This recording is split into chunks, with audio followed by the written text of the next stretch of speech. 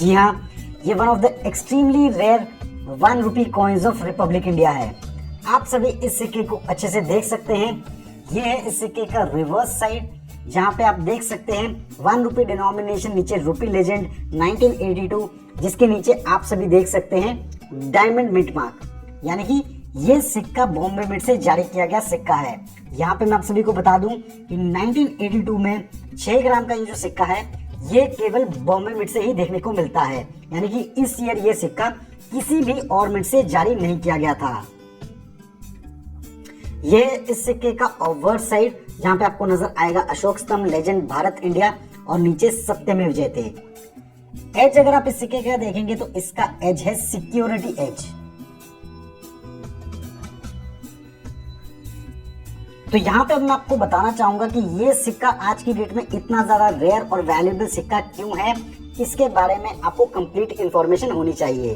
तो अगर हम बात करते हैं 1975 से 1982 के बीच जारी किए गए 1 रुपए के सिक्कों की, तो उनमें जो कॉमनली सिक्के हमें देखने को मिलते हैं वो देखने को मिलते हैं बिग साइज वाले ये 1 रुपी कॉइन्स, जिन्हें हम डब्बू कॉइन्स कहते हैं। आप सभी इसे स्क्रीन पे देख सकते हैं। तो ये सिक्के 1975 से 1982 तक बल्क में जारी किए गए और इनका जो मेटल कॉम्पोजिशन होता था वो होता था कॉपर निकल, डायमीटर 28 mm और वेट 8 ग्राम और 6 ग्राम का बनाया जाने वाला ये पहला 1 रुपए का सिक्का है इस डिजाइन में। और इसका डायमीटर भी कम कर दिया गया।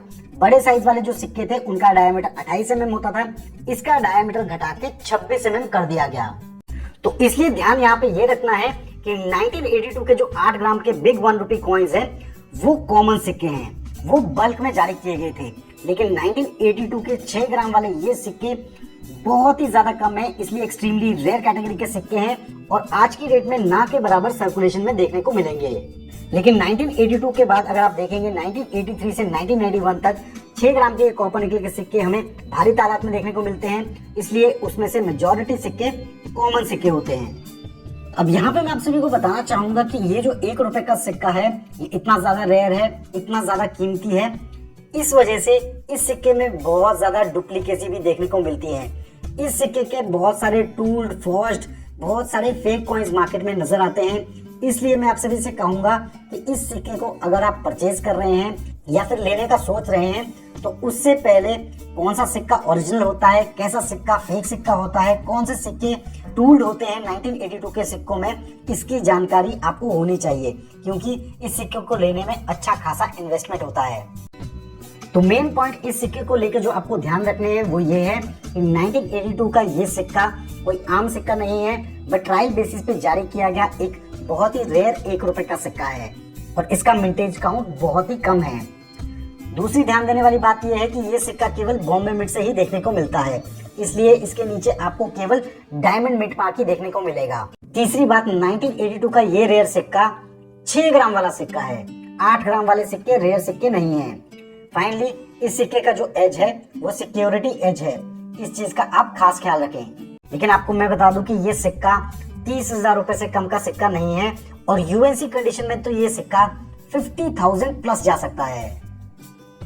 तो रिपब्लिक इंडिया कॉइन कलेक्टर्स के लिए एक बहुत ही स्पेशल, बहुत ही खास 1 रुपए का सिक्का है जो हर कोई ड्रीम करता है कि उसकी कलेक्शन में ऐड हो।